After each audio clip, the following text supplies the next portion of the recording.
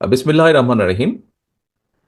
আজকে এনডিএম কর্তৃক আয়োজিত আজকের ইফতার মাহফিলের সম্মানিত সভাপতি জনাব চেয়ারম্যান এনডিএম ববি হাজ্জাদ এর অন্যান্য সকল নেতৃবৃন্দ এবং আমার সামনে উপস্থিত সকল আমন্ত্রিত অতিথিবৃন্দ, আসসালামু আলাইকুম।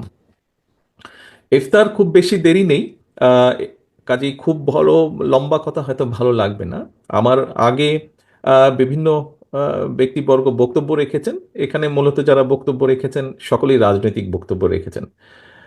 এখানে আমার কিছুক্ষণ আগে মাহাদি আমিন একটি বক্তব্য রেখেছে এবং তার একটি কথা সে বলেছে, যেহেতু এখানে আমরা মূলত রাজনৈতিক নেতৃবৃন্দ বা রাজনৈতিক কর্মীবৃন্দ এখানে উপস্থিত আছে, স্বাভাবিকভাবেই অনেকগুলো দল আমরা এখানে আছি, একদম এক হবে না, অবশ্যই আলাদা আলাদা কিছু আছে। তবে অবশ্যই আমি মনে করি, বিশ্বাস করি, মূল বিষয়টি এক জায়গায়, এবং সেটি হচ্ছে গণতন্ত্র বা ডেমোক্রেসি। সেটি হচ্ছে একটি মানবিক বাংলাদেশ। সেটি হচ্ছে একটি বাংলাদেশ যেখানে মানুষের কথা বলার অধিকার থাকবে। সম্মানিত উপস্থিতিবৃন্দ, এই বিষয়ে আমরা অনেকগুলো কথা বলতে যাব না। এই মুহূর্তে বাংলাদেশের সবচেয়ে একটি বহুল আলোচিত বিষয় হচ্ছে সংস্কার। আমরা এখানে যেই রাজনৈতিক দলগুলো আছি, এই রাজনৈতিক দলগুলো বিগত 15 বছর ধরে, মোটামুটি এখানে উপস্থিত সকল 15 বছর ধরে আন্দোলন সংগ্রাম করেছে আমাদের হারিয়ে যাওয়া বা ডাকাতি করে নেওয়া অধিকারকে প্রতিষ্ঠিত করার জন্য, জনগণের সেই অধিকার। সেটাতে আমরা পার্টলি আলহামদুলিল্লাহ সাকসেসফুল হয়েছি। আমি আমি আমি একজন রাজনৈতিক কর্মী হিসেবে মনে করি।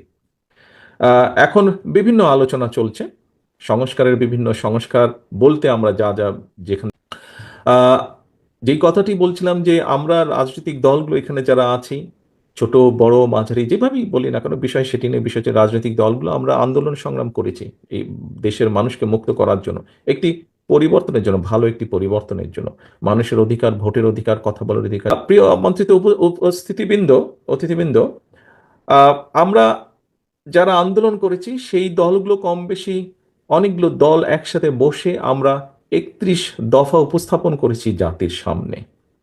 সেই 31 দফা আমরা আজ থেকে প্রায় 2.5 বছর আগে, মোটামুটি কম বেশি 2.5 বছর আগে উপস্থাপন করেছি, যখন অনেকেই বলেননি সংস্কারের কথা।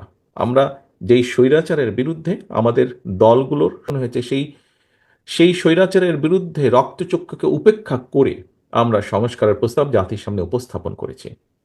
তারই ধারাবাহিকতায় এখন বিভিন্ন জন বিভিন্ন সংস্কারের কথা বলছেন, আলোচনা হচ্ছেন। আমরা যেহেতু প্রথম উপস্থাপন করেছি 2.5 বছর আগে, আমরা তারপরেও এটিকে ওয়েলকাম করি। অবশ্যই জাতির ভালোর জন্য, মানুষের ভালোর জন্য, দেশের ভালোর জন্য যে কোনো বিষয়ে আলোচনা হতেই পারে। তবে এখানে একজন রাজনৈতিক কর্মী হিসাবে, একজন অ্যাক্টিভিস্ট হিসাবে আমি মনে করি কতগুলো বিষয়, অর্থাৎ আমাদের যে রাজনীতি এবং দেশ সংস্কার, আপনারা যদি খেয়াল করে দেখেন, এই মুহূর্তে সংস্কারের যে আলোচনা, সংস্কার নিয়ে যে আলোচনা হচ্ছে, অবশ্যই এটি প্রয়োজন আছে। অবশ্যই এটি প্রয়োজন আছে। আহ, বাংলাদেশের যে সংসদ ব্যবস্থা, সংসদীয় ব্যবস্থা, এটি এক কক্ষ আছে, এটি দ্বিকক্ষ হলে সবই মতামত আছে। একজন ব্যক্তি দুবারের বেশি প্রধানমন্ত্রী, পরপর দুবারের বেশি প্রধানমন্ত্রী হওয়া উচিত নয়। অনেকে মনে করেন তাহলে স্বৈরাচারের যে প্রবৃত্তি, সেটাকে হওয়ার যে টেন্ডেন্সি, সেটাকে রোধ করা সম্ভব হবে। অবশ্যই এই প্রস্তাবনা বিএনপির পক্ষ থেকেই সর্বপ্রথম গিয়েছে, এটি নিয়ে আলোচনা হয়েছে। তত্ত্বাবধায়ক সরকার ব্যবস্থা নিয়ে আলোচনা হয়েছে। আমরা বলেছি আমরা ইনশাল্লাহ জনসমর্থন পেলে, সরকার গঠনে সক্ষম হলে বিএনপি এই কাজগুলো করবে, যেগুলো জনগণের চাহিদা, সাংবিধানিক দৃষ্টিকোণ থেকে। রাষ্ট্র প্রস্তাবনা এসেছে, এই বিষয়গুলো চিন্তা ভাবনা হয়েছে। কিন্তু একটু আগে যে কথাটি বললাম, আমরা রাজনীতি করি কাকে ঘিরে? রাজনীতিতে করি এই জনগণকে ঘিরে, এই দেশের জনগণকে ঘিরে। আমরা রাজনৈতিক দলগুলো শুধু এইগুলার ব্যাপারে প্রস্তাবনা দিয়েছি, দেওয়াটাই উচিত, দেওয়াটাই স্বাভাবিক। কিন্তু কেন আমরা রাজনৈতিক দলগুলোর অবস্থান থেকে আরো কিছু বিষয়ে প্রস্তাবনা উপস্থাপন করছি না? আমি তো মনে করি একজন রাজনৈতিক কর্মী হিসাবে যে সমান গুরুত্বপূর্ণ ক্ষেত্র বিশেষে আমরা যেগুলো নিয়ে আলোচনা করি, তার থেকে দুই চারটি আমি আপনাদের সামনে উল্লেখ করতে চাই। ক্ষেত্র বিশেষে সেগুলো আরো গুরুত্বপূর্ণ। যেমন টেলিভিশনের পর্দায়, পত্রিকার পাতায় কি দেখি আমরা? আমরা দেখি নিত্য প্রয়োজনীয় দ্রব্যের বা নিত্য প্রয়োজনীয় যে কোনো জিনিস, সেটি খাবার জিনিস হোক, পোশাক আশাক হোক, যেটাই হোক, মানুষের যেটা নিত্য প্রয়োজনীয় বিষয়, সেটি নিয়ে কি পরিমাণ কষ্ট যন্ত্রণায় আছে এদেশের অধিকাংশ মানুষ। আমরা কেন রাজনৈতিক দলগুলো ডিবেট করছি না?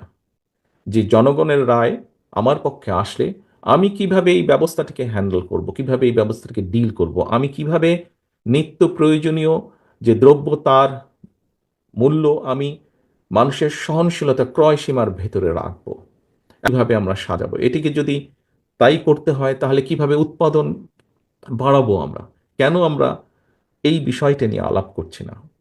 আমি মনে করি বাংলাদেশ জাতীয়তাবাদী দল তার পূর্ব অভিজ্ঞতা থেকে মনে করে